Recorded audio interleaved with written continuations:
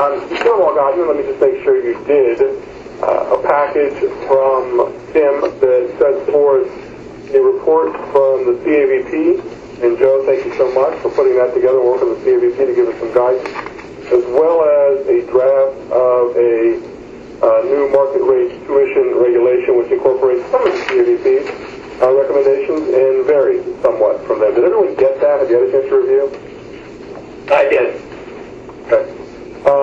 I think the easiest thing to do, because we have a few places where we diverge from the CAVP recommendation, is to kind of get a sense of where we are in this process, our timing issues, and then talk about 3 or 4 areas where I think there is some conversation necessary as we figure out how we're going to do this. First of all, where we are in the process, as you know, the legislature has asked us to craft some rules and some regulations for market rate tuition.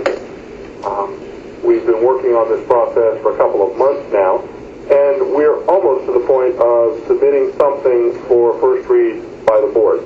Hopefully coming out of this meeting we'll have something for first read by the board at the November meeting, which will then be taken up by the board at the January meeting, and the goal would be to have universities to make application at the February meeting so the budget committee can deal with these requests in a timely fashion so we can get them authorized and approved and moving forward for the fall semester of 2011. That said, that presumes a couple of things. Number one, we can get through a recommendation today. Number two, that there is not a substantial change and comment assault once we pass the regulation or notice the regulation at the November meeting, so that over the holidays the universities can at least start moving in the direction of getting their requests ready. I hate to give the universities just 1 month from January to February, but that's just how the calendar has worked out in this first year if we want to get this to work. So that's sort of our timing scenario. Everybody clear, okay with that? Do you think we're trying to bite off too much, or particularly if that we're not giving universities sufficient time from our January approval to our February submission? Okay, I will take that as tacit consent, or you all muted your phones and are surfing the internet, one or the other. So, let me go forward from there. That said, as we look at this, I want to give you my perspective of how I'm looking at this scenario, and then we can talk about the proposed regulations, the CAVP report, and others. And I'm hoping for some good dialogue and hoping for an hour-long meeting at the most. The way I'm looking at this is the legislature has, in our new relationship with them, started the board with coming up with some policies, procedures, and rules to create a market rate tuition option for our state university system. I think it's a great idea, and I think we should absolutely run with this ball. That said, I also think that because the legislature has trusted the board implicitly with coming up with these regulations, the same as with the block rate tuition and others, we need to be very careful and deliberative in our process. I look at what we are adopting here as more of a pilot program, if you will, for a market rate tuition structure that we will look at, be very hands-on in the first couple of years, and if it works out, as we hope it does, if we get the data that we think we're going to get, and if the universities perform as we expect them to, we should be able to, after a couple of years, free up the process even more and create more flexibility. But I think the main difference between the board regulation and Provost Glover's and the CAVP's suggested language are that I'm trying to keep the board a little bit more hands-on in this process in the early years, because I want to make certain that whatever assumptions we make, we are making correctly, and that we don't have any kind of unintended consequences that result from this process. So there is some differentiation between the proposed regulations and the recommendations from the CAVP. Those of you who've had a chance to read them both, first I again want to thank Joe and CAVP for giving us some very thoughtful suggestions and analysis on this topic. Second, I want to draw your attention to what I think are probably the main variants between the board's proposed regulation and the proposed regulation that Tim and I have worked through with staff and the CAVP recommendations. And there are several. And I'm going to put them all out there, and then I'd love to talk about them one by one and see if we can reach some sort of resolution. I think the main macro issue is who approved these programs at the outset. The board regulation requires approval of market rate tuition by the Board of Governors, at least during these pilot years, these first 3 years of pilot, at least the way I'm perceiving it. CAVP's recommendation has the University Board of Trustees approving them with some parameters. We are recommending, at least for purposes of this conversation, that the board do those approvals in the early years. Number two, along those lines, the CAVP pretty much put a range of where the boards of trustees should put that market rate tuition as either less than or equal to the larger of the average of 5 comparable programs that tuition charge the non-resident graduate students. I don't want to put that range in there. My thought is to give more flexibility in what that number is. However, as you look into the regulations, the university will just need to justify where the number came from. But I was trying not to tie university hands on that number in this regulation. So issue one is everything goes through the board, at least at the outset. I don't intend it to be that way in the future, but at least at the outset so we can track data. Issue two is that range of tuition. Issue three is the areas, and this may have some conversation for us, where market rate tuition is allowable. The CAVP was wise in recommending that market rate tuition exclude those areas of nursing and I don't recall the other.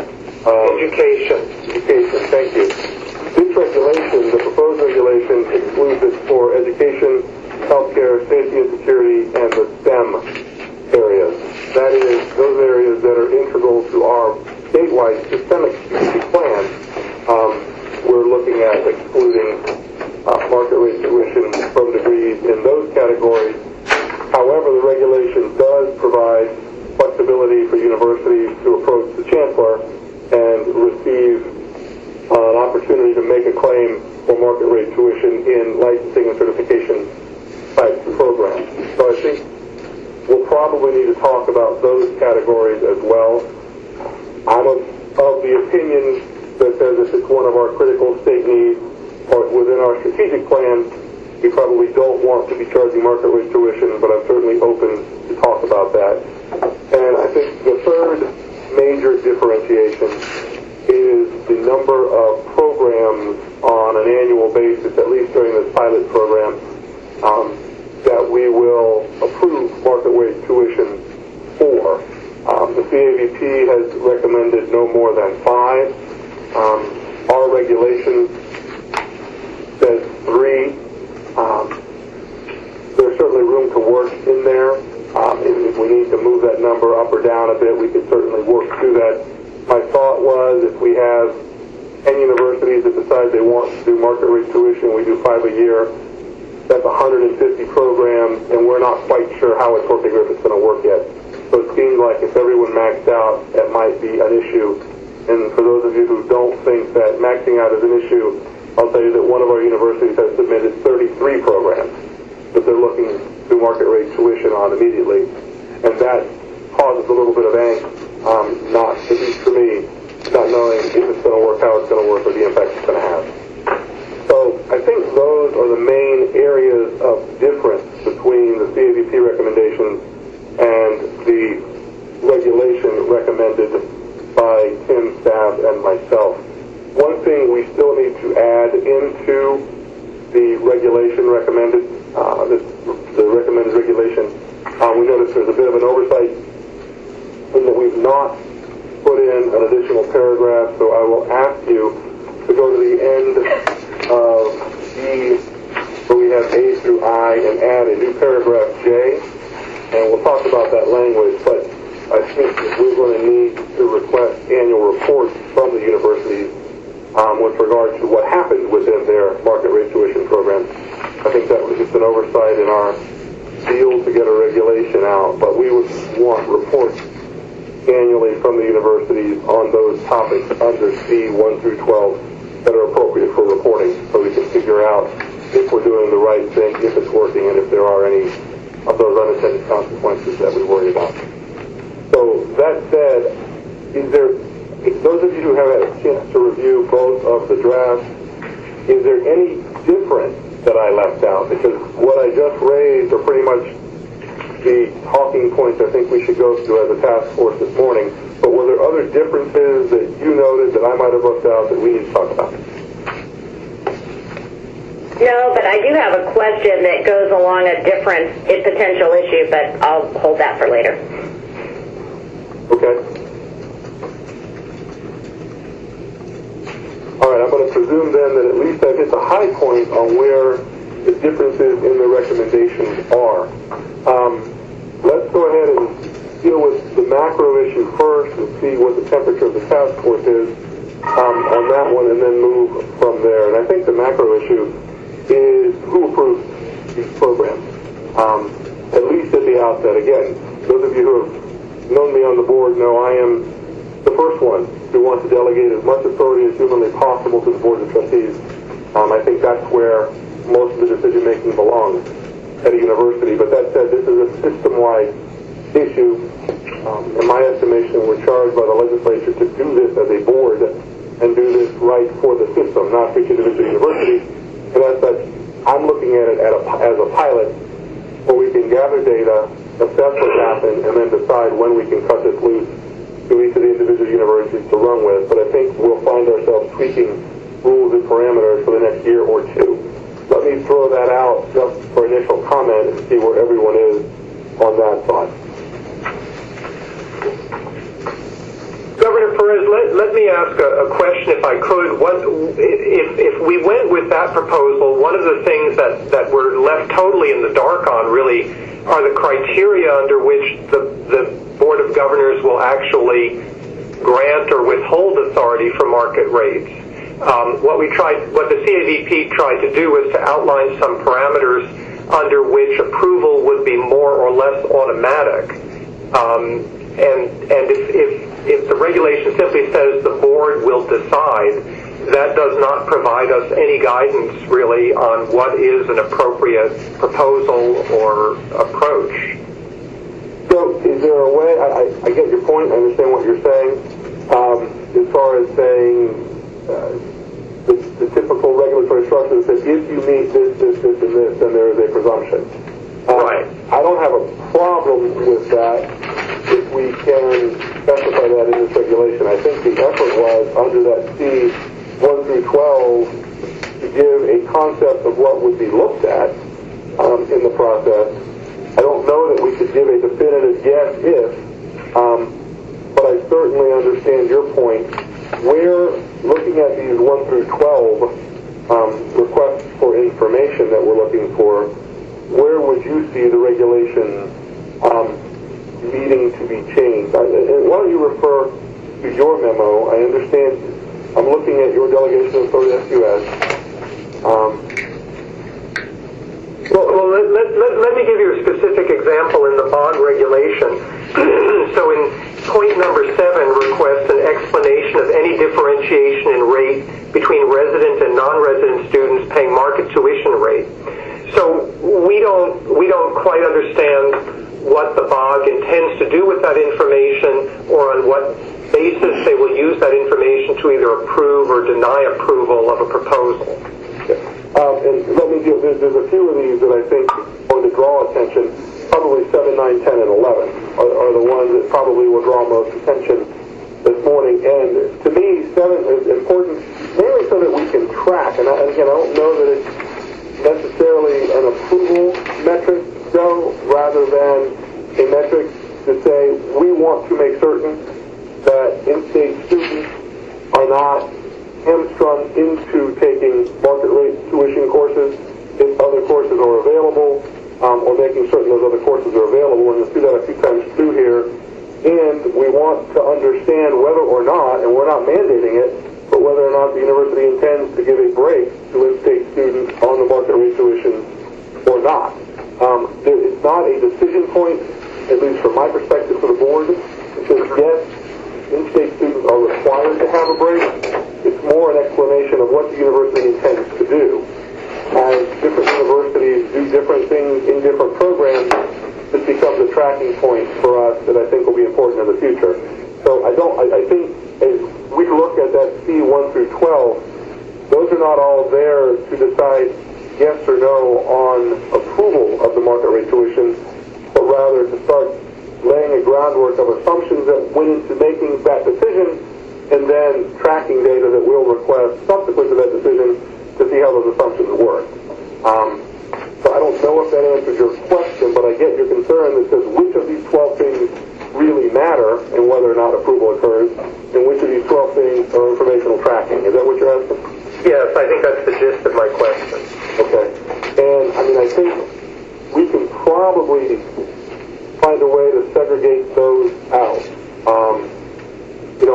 In my estimation, what matters to me is student access, making certain that we're not reducing existing course loads and supplanting those course loads with market rate tuition so that students are forced into market rate.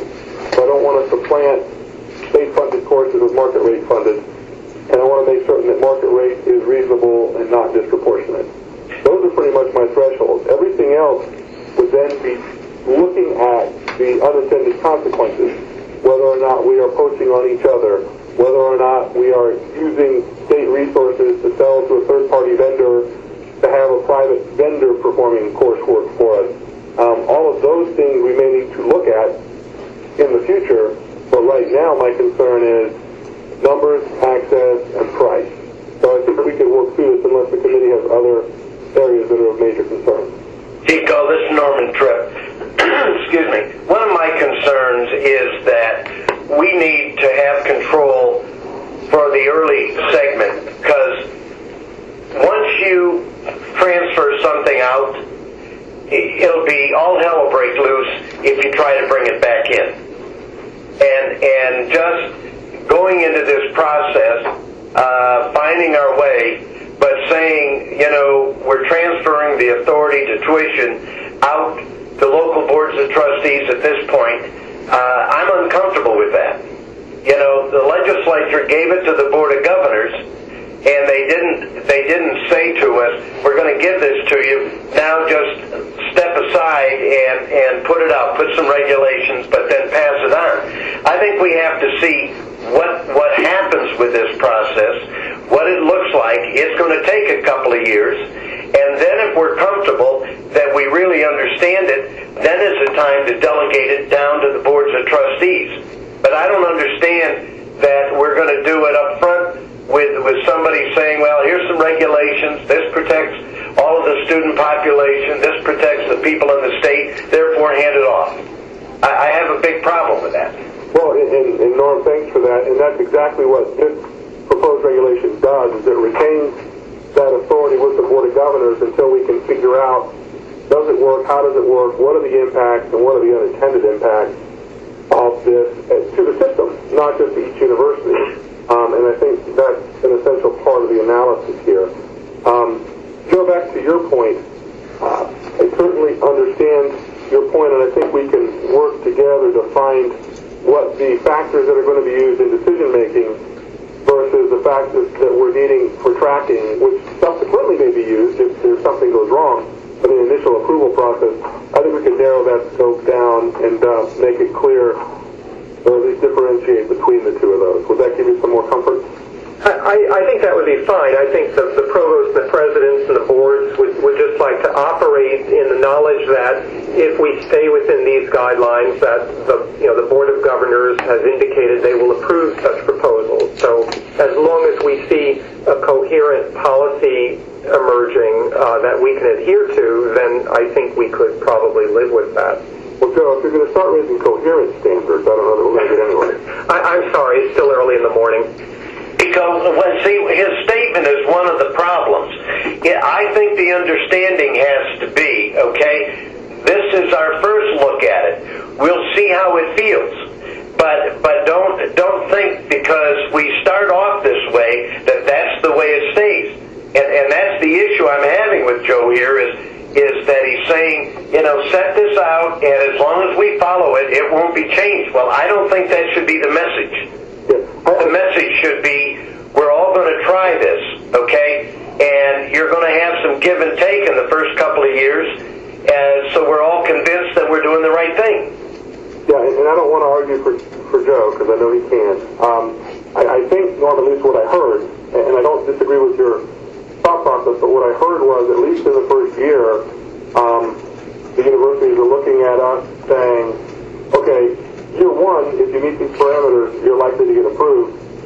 Then we've got some data collection to do, and then we'll see. We may wind up tweaking those approval processes in year two and subsequently in year three before it gets cut loose. But I think what they're asking is, in every cycle that we go through, let's at least have some parameters that if they're going to do all of the front work on, they know what to target in order to make that application more likely to succeed. Not that what we lock down this year is going to be the case henceforth, because this is going to have to be a flexible, dynamic policy until we get it right, and we're probably not going to get it right the first time. So, did I overstate your position? No, I think you've captured it exactly. Okay. So what I think Joe is looking for, at least on this first round, is a set of parameters that says, hey, if you're within these guidelines, we're likely going to approve this thing. And as we look at round one, that's not an unfair thing to do. If we're going to approve it, we're going to notice it in November, approve it in January, and take application in February. The key for me is going to be where we go from there with regard to what goes into making that decision, which are those items 1 through 12 that we've set out in subsection 15C. The questions that we're asking and what was the decision-making process is then the new paragraph J that we're going to add at the end that says at the end of each year, give us this information back so we'll be able then to assess the impact on the university, on the students, and on the other universities in the area. So I think all of those become key issues as we move down the line. But year one, I'm comfortable saying, giving almost an if-then approach on a modified, which is again why we went with 3 programs this year per university, just to say we're going to try this thing and see where it goes before we allow or authorize the running with scissors, which may well occur once this happens. All right, so assuming we can find some language that works there, and I think we'll be able to piece through those 1 through 12 and what the decision points are. Tim and I will try to knock that out and get it out to you. Let's move on then, unless there's more to talk about as far as who approved and our timing of that process. Okay, let's move on then to the next point that for me is interesting, and that is the number of programs per year. I want to be as flexible and allow as much as possible for the universities to execute their plans. I think the CAVC said 5 with the ability to come back to the board for more. We're saying 3. One of our universities wants 33. Let me get just sort of a sense of the group on this topic. I mean, between 3 and 4 is not a big deal to me. I just want to, the message is intended to be, this is a pilot program. Let's figure out how it works before we go all in. And if we have 150 of these out there in 3 years, it's going to be real difficult to change course at the end of those 3 years. So let me just get some thoughts from y'all on the numbers and where those numbers ought to shake out. Governor Brown, this is Ann. I guess my concern is that 3 is a little bit too small of a sample market to really know exactly how it's working. I don't know from, I understand the desire not to have 31, but I mean, we have quite a significant number of these programs, and I guess I'm not sure how burdensome it will be or won't be to go through, but I guess I'm just a little concerned, especially if only a couple institutions do it, right away, or how we're looking, not knowing that if we're going to pilot it, I think we need to have enough of a sample of programs to know it's working or it's not. Oh, thanks for that, Ann. Joe or So, Workman, have you all a sense on the CBC of how many of you or your peers are intending to run with something year one, so we can get a sense? I mean, again, I know one university wants 33, but that is obviously outside of the standard deviation. I think that university, as far as I know, was an outlier, and frankly, so far, I've only heard of a handful of institutions that in year one would go out and attempt market rate. Also, if I could ask for a point of clarification, because I think it's very important for this discussion, one of our staff members has been having conversations with the Board of Governors staff in Tallahassee, and they believe that under the proposed regulation that all three of our programs in the first year could be taken up by our three different tracks in the MBA program. We had envisioned that when we talk about approval of a program and we said MBA, that would cover all of our various MBA tracks. But if the staff interprets it to mean that every different variant of the MBA would count as one of the experiments, then in the first year under these guidelines, we might do nothing but put the MBA under market rates, which really won't give you any data at all in the experiment. Joe, My concern. Joe, I got to confess you're ahead of me on that. Tim, can you shed any light? This is Richard. Actually, Tim has passed the wand over to me. Yeah, we did have a conversation with staff persons from the University of Florida on this, and we're not real clear that we would consider them all separate tracks. Now, I think that that it depends on how the university would package that. But some of the tracks that I know they are running might be tracks that the board might be less inclined to consider for market rate because they seem to be targeting individuals in the Florida workforce more so than individuals outside the state or overseas or people that are in high corporate positions. So I think a lot of it has to do with how the university would actually package a track underneath a particular zip code, and we had suggested going in the direction of creating a discrete track so that in fact there would be something that could be more easily reported on in a flat file rather than to try to capture data out of our large database on courses and programs. This is Ann. I guess my concern would be, wouldn't potentially students change tracks? And I guess the question for UF or whoever, would want to answer this, would you price each track differently or would you price the MBA the same? Would you be submitting separate, whole plans and market rate validation for each track? If you don't mind, I'm going to let Andy McCullough, who is the Associate Provost for Distance Education and also the former Executive Associate Dean in the College of Business, respond to that. Ann? Let me make sure we don't get too wrapped up in the weeds on this one topic. Okay. I want to explore it, but I don't want to spend a half an hour on this. It's something we can work through with staff and as we go through the process. I think the issue becomes, are we, Joe, when you say MBA, is that one MBA or is it 5 programs under the MBA, and how we're going to look at it? Well, it's just one degree, but it's offered in various formats to meet the needs of executives who can only do it on weekends or people who are at great distances. So it is one degree program, the MBA program of the College of Business, but it appears it's delivered in different ways. And are you talking about different rates for each of those methods? Yes, that does happen, that depending on how it's packaged, we incur different costs, and so there are different rates that are applied at the moment. For me, that would require a separate review of each one, obviously. So your question is not whether or not they get a separate review and separate reporting, but rather do they count under the cap that we're talking about imposing, right? Yes. Okay. Because this is Mark Workman, I can tell you that UNF has no immediate plans to propose a distance learning program at market rate. So I suspect we're not alone, as Joe indicated.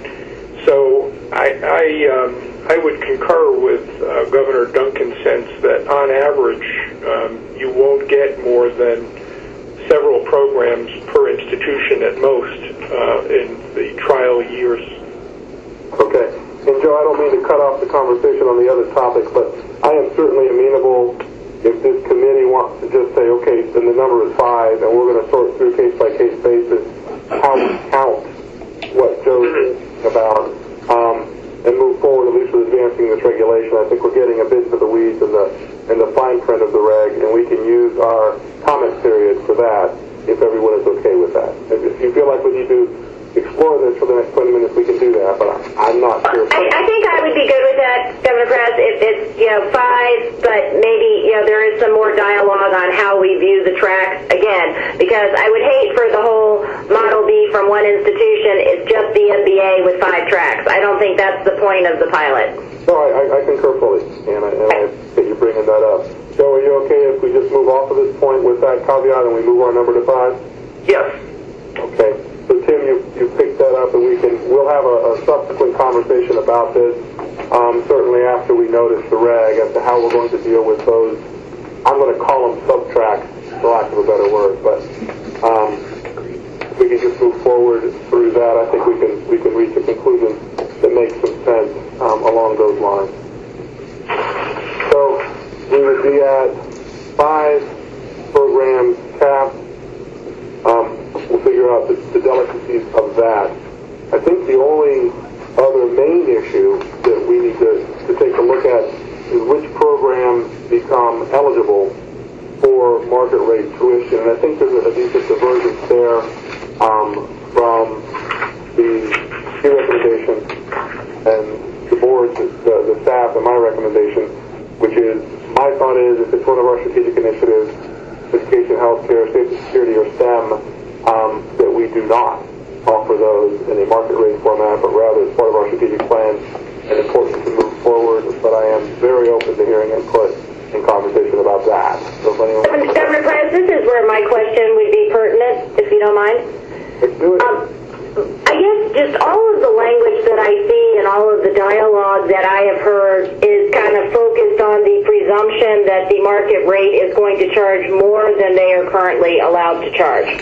I guess as I get a better understanding of some of the distance learning models and some of the volume benefit aspects of those models, I just would like some clarification or understanding, could the intent be that the market rate is actually a lower rate, and in which case, if they were using a delivery vehicle that they wanted to really go for volume, are we and it was in an area we wanted to do, are we going to preclude ourselves from being able to do that, or is just lower off the table and that's the point and intent of this?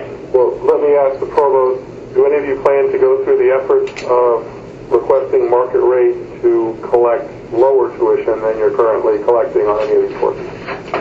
I would like to point out that market tuition actually has 2 benefits.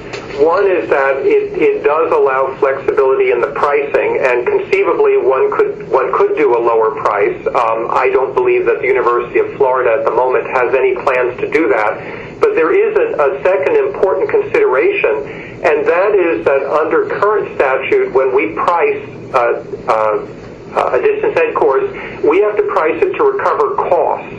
And even when we do so to the best of our ability, we get into discussions with auditors about what exactly constitute costs.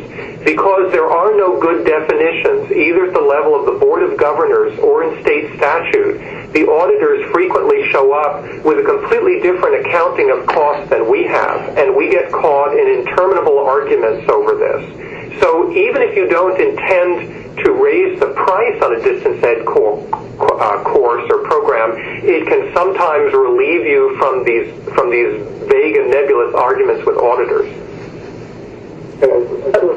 And again, I guess, Governor Perez, the one thing, I know we're looking at it as a pilot, not set in stone, and evaluating it, but a reg is not the easiest document in which to change. And my sense is that this world of distance learning, and these types of programs are evolving very rapidly, and things may change, and I want to make sure that we don't have unintended consequences either way on this. Yeah, and I think because of that flexibility, that's why we built into 15A2 at the end an opportunity. And what we've done is said you can't charge market rates for those areas that are strategic in our plan, STEM and others. However, there is a provision in 15A2 where universities can make a case to the chancellor for special dispensation if there is a logical reason to do so. Well, but I guess, Mike, if we wanted to say, though, we wouldn't consider a market rate for an increase in tuition for one of those areas, but we leave it open to, if it's not that, then we think we might want them to. And again, not that anybody's come to me saying they're planning to do this yet, but I could easily see where that could be something that is a not too far distant, discussion. And I guess if our goal is to encourage those, we might just want to add a sentence or two that doesn't make that difficult, because we took them off the table for consideration with this one paragraph trying to keep the cost low. Also, I would like to argue that the use of the term STEM is way too broad. In some ways, that covers 60% of what the University of Florida does. And there are going to be lots and lots of fields that may arise in the future where we might wish to consider such things. It doesn't seem to me to be reasonable to say a priori that all STEM fields are removed from consideration. I tend to agree. And the fact that I don't know we want all of that just going to staff to have to deal with and sort out. Oh, I'm okay merging staff. That's fine with me. but I think it's again, so that there may be type courses that we may want to approach subsequent. Let me give an example. We currently have a program in forensic science. Everybody watches TV, so I don't need to explain what that is. And conceivably, I don't actually know if this is true off the top of my head, but conceivably you could be licensed as a forensic scientist for the purpose of working with law enforcement or other agencies. And it seems to me that to say that this program a priori could not be considered for market rates, I'm not sure that that's really what the state of Florida intended when they designated STEM as a critical need area for the state.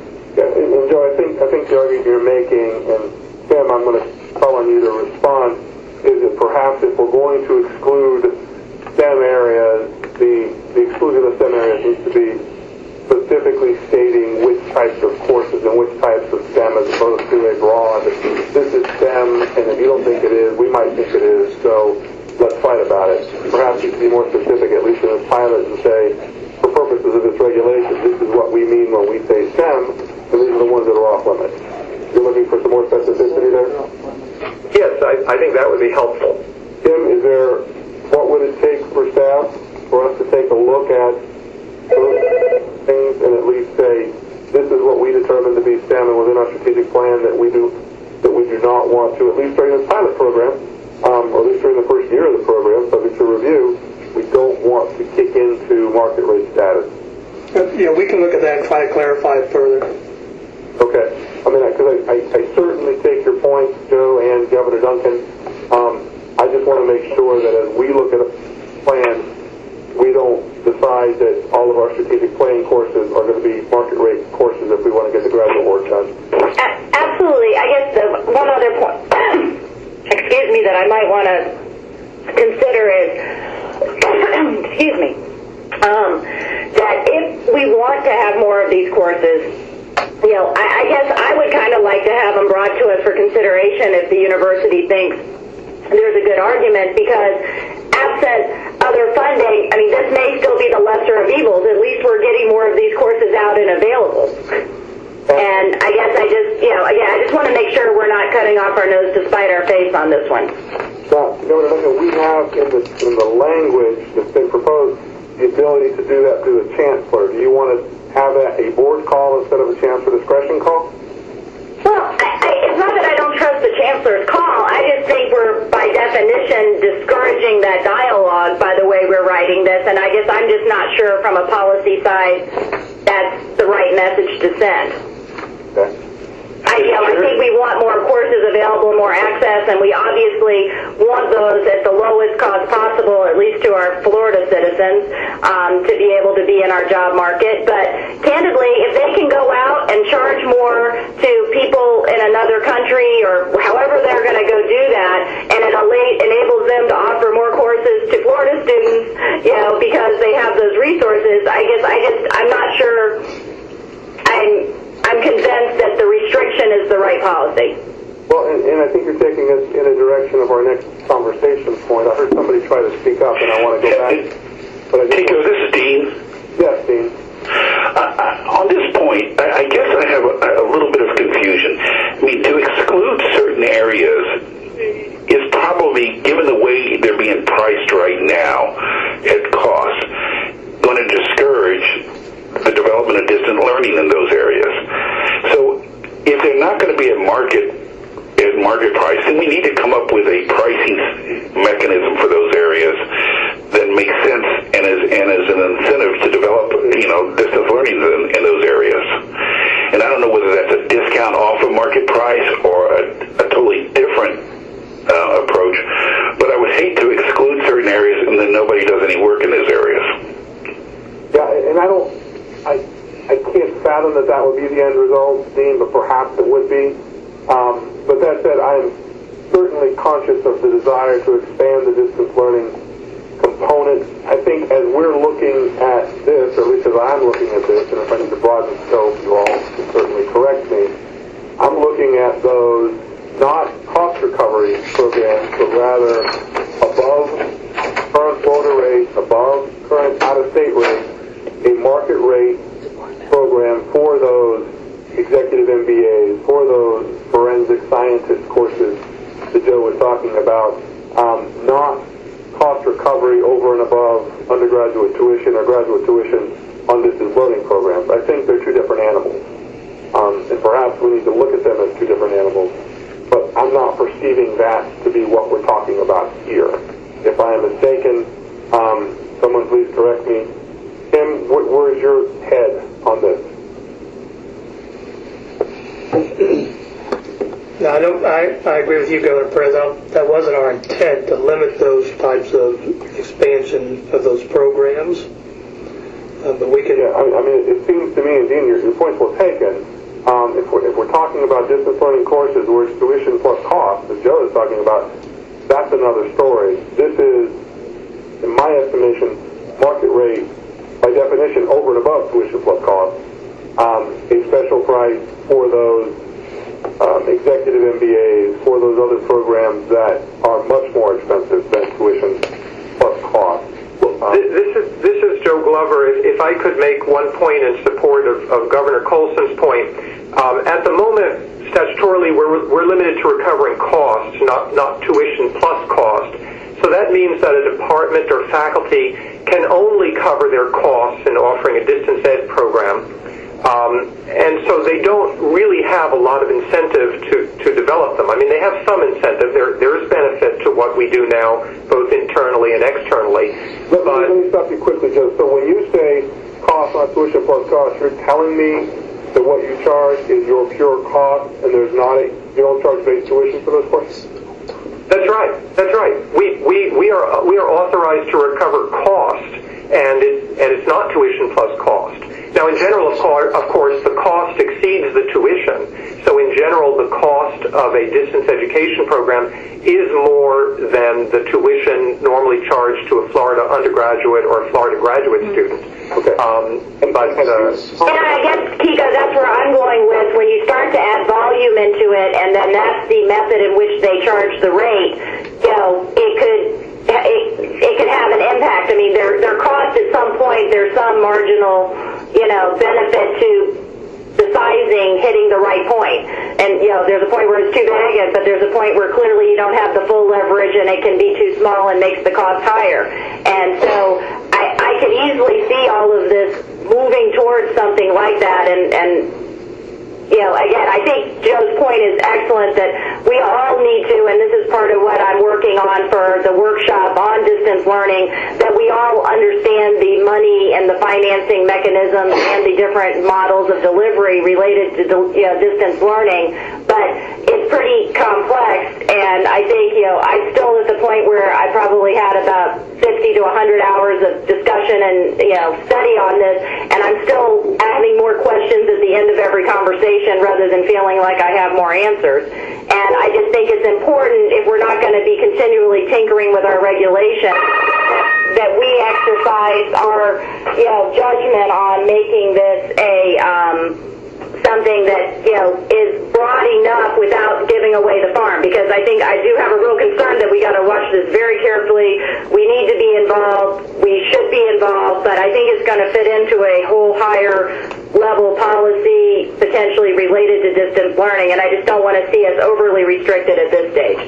Well, now, you're echoing and putting an exclamation point on the argument as to why I think this is a pilot program, because as we turn and move, we keep finding areas where this creates some difficulty. I would be inclined at this point to have a gratuitous statement in this regulation that says this is not addressing distance learning. Distance learning costs and fees will remain as they are set forth under the Florida statute, at least for the first year, so that we can develop with your committee the appropriate rules and regulations for the next year's round of this process to make certain that we're distinguishing between those distance learning programs and those cost metrics and what I believe this is aimed at, which is market rate tuition for those courses that are in high demand, in state and out of state, that we can achieve higher revenues for our universities without prejudicing our Florida students. So I'm perfectly content, and I'll listen to the task force, of making it clear in this regulation that we're not addressing this regulation towards the existing statutory regime for distance learning, that those distance learning rules will remain in place at least through this next year until such time as we can, together with your committee, and figure out the appropriate methodology for approving a different rate on those distance learning courses. Tico, Norman Tripp.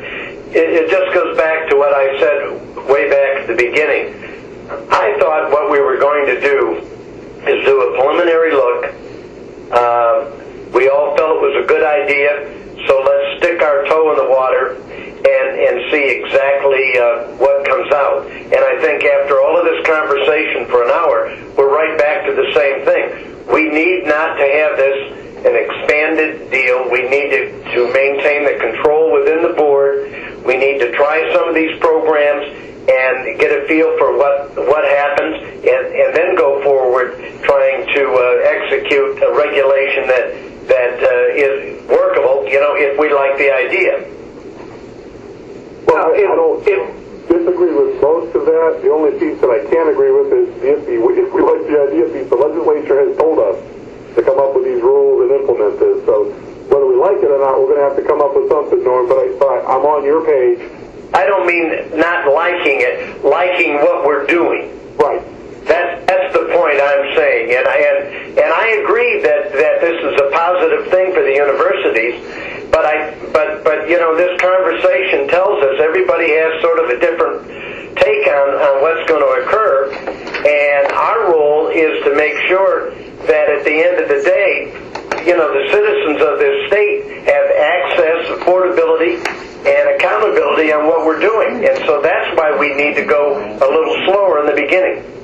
Governor Perez, maybe I have a suggestion that could help here. Instead of a blanket prohibition against all programs in STEM fields, suppose that were omitted, but as you craft reasonable criteria under which the board will approve programs, you have a clause that says if the board finds a program to be contrary to the public policy interests of the citizens of Florida, that it wouldn't approve it. So, for example, if the University of Florida were to come forward with a market rate proposal for nursing, you could reasonably say, based on the critical need for nurses in this state, we're not going to approve this market rate. However, if we come forward with a proposal in forensic science or bioinformatics I would expect the board would feel relatively comfortable that we would not be impeding the economic development interests of the state by having market rates in those areas. Nico, could I say one thing to that? I don't know why we're having such an issue here. Universities and staff talk all the time. They know what if they're going to bring a program, it's probably going to have a problem. I don't know why, Joe, you need to have this statement out there that tells you that, if we go down this path, we're probably okay. You actually know what path, if you go down, you're probably going to be okay or not okay. As we sit right now. So why don't we not try to tie everybody's hands until we can see how this works for a while? That would be fine with me. Well, let me tell you what my thought is on this and get your take on it. I am perfectly comfortable with a statement like the one you have made, Joe, subject to some very specific areas that we specify, those STEM areas that we say don't even think about making the applications here. So it will be a blend. I think what I would like Tim to do and staff is to come up with a list of those courses that are strategic plan driven and STEM driven that we believe should not be subject to market rate tuition. It gives you some more breadth and scope, Joe, in those STEM areas that we don't talk about that come before the board, and then we could quantify that or qualify that with your statement saying, and if we believe it's outside of public policy, we're not going to approve others either.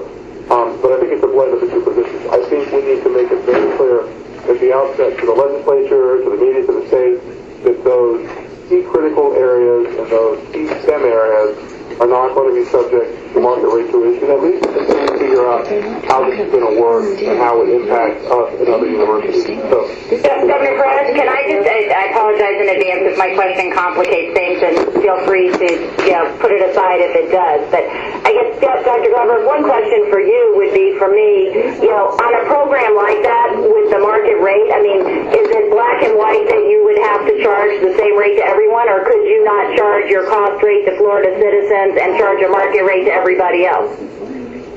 That would be a conceivable pricing structure. And that's where I'm going, Chico, with if it enables putting a program online and charging someone else that rate, I don't have as much trouble with that as long as our citizens aren't being burdened by it. So could we maybe defer to staff to kind of work with you and go through and just see how we might keep that as broad as possible without diminishing your concern, which I completely agree with, on protecting those programs for our citizens? Sure, and I think if you look in that 1 through 12 litany, one of the questions that we ask is just that, but I certainly understand the reasonableness of saying this may be an exception to these STEMs, but at least as far as Florida citizens are concerned, these will not be subject to market rate. I think Tim and I can work through some language there that will make it We also need to point out the problem with the graduate level online. If we take out distance learning, These three areas. we've got it. You better say So I think we've got some tweaking to do Governor before Perez? the next meeting. We've got a little bit of time left. I don't want to rush through this. I think we've hit at least the high points that that I mentioned at the top. On the application process, I want to draw attention to those numbers 1 through 12 under paragraph C.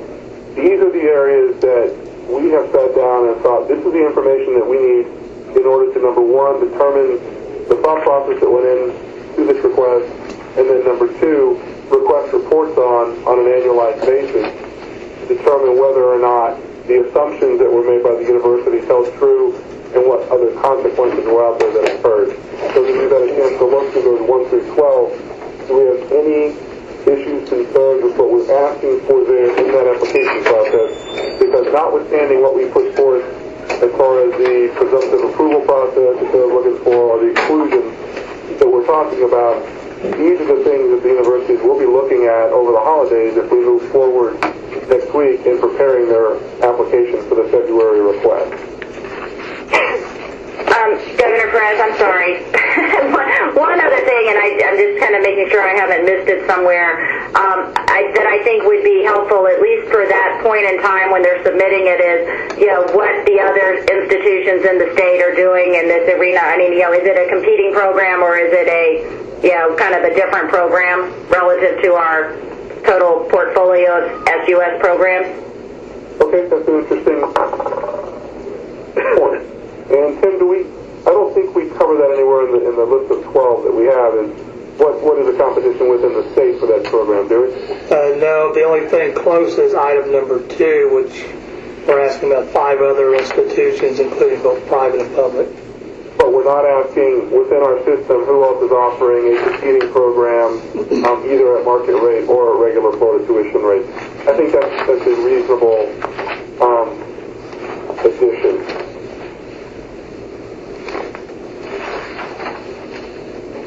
Chico, this is Dean. Why do we care how they spend the revenue?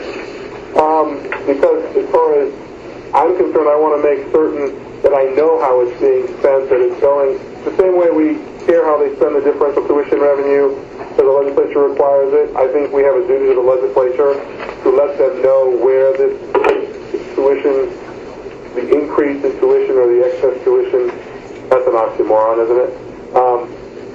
Is going. It's more a reporting function for me so that we know what's being funded through this and how beneficial it has been to the state. But I guess my question is for them. I mean, do you care whether they spend it if they do an MBA program, whether they spend it in the business school or spend it on health services? I mean, do you care? I mean, they have excess revenue because they made a little money on this program. And this is Norman. I don't know if so much caring as understanding where the money goes. You know, we're still dealing with public dollars because we're funding part of everything they do from state dollars. And just so there's some accountability that somebody can look at it and say, they made $20 million, here's how they used it. I don't know that we need to tell them how to use it, but so we can see how they use it. I guess I just hate creating more and more a kind of, things they got to do and track and things. I mean, it goes into a bushel of money that they have, and we see that, how they spend all their money. And I guess making them track these particular dollars that are going to go into the bank account versus all the other, I don't know that it makes a whole lot of sense to us. One of my concerns, Dean, is particularly, and maybe it won't make sense to us in 2 or 3 years, but my concern in these early years is just really to get an understanding of what we're doing, what we're generating, where it's going, where it's helping or harming, and maybe I just want to know sort of the 360 degrees of this program as we figure out where it needs to go. I don't want stories out there that we're unable to counter that say, the University of X pays this much money to the market rate tuition on the back to Florida students, and they use it to give bonuses to 19 people. I want to know where it went. So we've got a good sense of what this program is doing and the benefit that it's having to the state university system and the state, at least in the early on years, until we figure out where it's going to work. Again, I think that 2 to 3 years from now, these request forms and these regulations will look substantially different. I know it feels overreaching in the first year or two, but I'm trying to get a 360 of the program, and that means money in and money out. If the staff force says otherwise, and the board says otherwise, I'm certainly amenable, but I'm trying to be as thorough as we can so we get an understanding of all aspects of how this works, so that when unintended consequences arise, we've at least got the data and how to respond.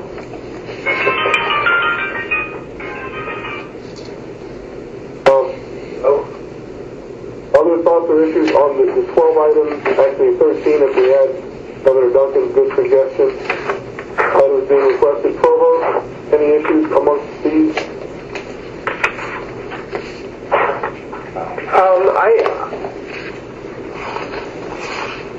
On those particular issues. Okay. In that case, in the interest of time, is there anything else in here? And let me point out what we will get back before our meeting next week will be a revised document, which will... Governor Perez? Yes. This is Tim. Just a point of clarification going back to the state critical workforce need areas, and Richard pointed this out to me, that The only areas we're talking about is education, health professions, security, and emergency services. We are not including STEM. Okay, I thought we were. All right, if we're only talking about education, healthcare, and security, and emergency services, I think that'll narrow the scope greatly on the courses which will not be authorized. It may be easier to put that together for us on our critical needs side. So thanks for that, Tim. And what we will hopefully have for the November meeting for us to adopt and take forward to the board will be a resolution that says we'll go from a cap of 3 to a cap of 5. We'll specify which of those categories will not be subject to market rate, and that would be the education, healthcare, and safety and security components, the critical needs, not the STEM, so Joe, that should give you some relief. And then we'll add Governor Duncan's 13th point under C. Is there anything else? We've been running on my issues. Are there any other issues in this process that we have concern or we need to talk about before we come forward with this regulation? Tim, is it true that market rate is cost? I guess one other just question for, I don't know if it's Dr. Glover or somebody else, but as I understand a lot of the distance learning world, part of it is the fact that it is, offered maybe more frequently or on a little more flexible schedule. Are you guys, did you have any big concerns with only beginning in the fall term as a once-at-time thing? Or, if we keep our cycle of only approving it once and giving enough notice, but they wanted to offer it at a different time period, I guess I just want to make sure we're not being if it's false, overly prescriptive. We're getting to the right point on that, only beginning in the fall term. I don't believe that's our call. I think that came from the legislature as far as when that market rate tuition can start only in the fall term. I don't think that's our call. Okay. Tim, correct me if I'm wrong, but I think that was a statute that provided for that. Let me So if you guys could just take a look at it with staff, and maybe we can talk offline about it, just to make sure. Yeah, I don't think I certainly have no heartburn about starting in a spring semester or a summer semester, but I thought this was statute-driven. No, I don't think that is in the statute. I think that was with respect to block tuition that required implementation in the fall. Well, this is Tim. I also think new fees were maybe implemented in the fall. So we could do more than just fall for this. Okay, we might have gotten knocked up in drafting that. If that's the case, I've got no aversion, and I appreciate you pointing that out, Ann. I mean, I think as much flexibility as possible we ought to put into the process. Okay, great. Thank you. Oh, thank you. Anything else from the group for the good? The other thing I forgot to point out is I think we do need an affirmative statement, Tim, in this regulation. It says that we're not aiming at distance learning in this regulation, that we'll pass separate regulations for distance learning, probably coming from Governor Duncan's side of the House. But that's not the focus of this regulation, so that we can specifically avoid the issues that Joe was talking about on that determination of cost and whether or not those distance learning courses fall within the 5 programs. I want to make sure that as far as we're concerned, those are outside the scope of the 5 programs that we're talking about. Governor Perez, this is Richard. Tim asked me to respond to that. The problem we're going to have to be careful with is that distance learning is specifically referenced in statute, so we're going to have to do a workaround on that. Okay. Well, let's find a way to do a workaround on that.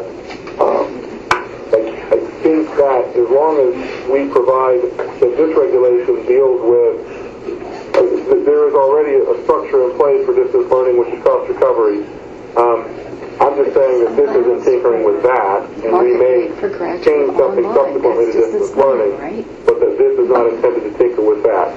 Is it your belief that we are supposed to be tinkering with that in this process? So I think there's a little confusion, perhaps, on the phone call. A little, Joe, but thanks for that courtesy. This statute addresses graduate level courses that are offered through the university's continuing education unit. Right. Those courses could actually be offered on site, or they could be offered at a distance by real people, or they could be offered at a distance through the internet. It doesn't contemplate the mode of delivery, but it does address the possibility of market rates for graduate level courses and degree programs offered through the continuing education unit. I think that the statute that Richard is referring to that has to do with distance education refers to state-funded distance education courses and programs and specifies parameters for pricing those programs in that context. So I think we're talking about two entirely separate things here. Governor Perez, this is Vicki Shirley. Can I chime in for a moment? Because I think the confusion was just multiplied. Oh, go ahead, Vicki. What the heck? Thank you. Richard actually was talking about the change to the statute last year that allows for proposals to be submitted for market rate tuition expressly for graduate level online courses. So I was a little concerned that we were writing distance learning out of the law here. This gives us the authority to approve market rate tuition for graduate online courses. And I don't really think that's what this group wants to do because, as Joe was saying, so many of these courses are offered through an electronic delivery system. I tend to agree, Governor Perez, but I think everybody kind of understands the issue, and maybe when we see the rewrite and the context and the rules of engagement that we're adding, I think that line that you're trying to distinguish there may be harder than beneficial. It may be. Let's do this for the sake of our morning. We will work with staff and try to figure through this process. I think it's a topic that we didn't expect to be an issue this morning. But let us try to figure through this process. We'll try. Tim, I don't want to write a check for you, but I'd like it if you and I may be able to turn around something with this area before the end of the week, before our meeting, or at least before our meeting next week.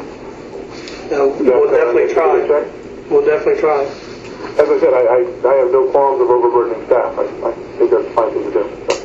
So, Governor Perez, I would be happy to participate with Tim and the other BOG staff in the delineation of the areas that would be excluded from consideration if that's helpful in the process. I think so, Joe, but I tell you, I think we've narrowed that down to education, healthcare, and safety and security. I think you have raised an issue more on this distance learning where I would appreciate your help with staff to at least have the conversation on how we delineate and stay within the statute. And again, I am perfectly comfortable if the legislature has set right rules to deal with market rate distance learning. I have no qualms with saying, okay, the rule is we're staying under existing Florida statutes until we figure it out. I don't have a problem saying that. So I think if you all could get together and talk a little bit about the distance learning component, certainly your input's welcome on all aspects. You've been a great partner here, Joe, but I think more focus probably needs to be on the distance learning component and the complications that have just risen over the next several days.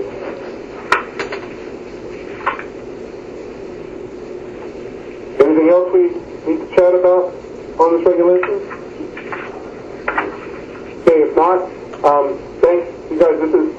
I know this is, I don't want to say tough work because it's not like we're outside doing things hot, but it is complicated work, and I appreciate everybody's engagement and involvement. And we'll try to get something out before the meeting next week. We'll take these up in the budget committee Thursday morning. If there are any changes that we need to make at that time, subject to the draft language that's going to come out from Tim, hopefully before that meeting, we'll take them up then. But I think we've moved the ball, at least on some of the major issues, on process and that sort of thing. And I appreciate everybody's focus this morning. Anything else for the good of the order? Okay. If not, we'll adjourn and look for some comments from Tim. And if we can, and when you get them, if we can respond quickly, so we'll have some thoughts coming into the meeting Thursday morning. That'll create a much more efficient use of time Thursday morning, because I know we're going to be pressed for time that day. Thanks, everybody, and have a good weekend. Don't forget to vote on Tuesday. Thanks for all your help on this, Governor Perez. I know you spent a lot of time on it. Good enough. Too much fun, Ann. Thanks, guys. Bye.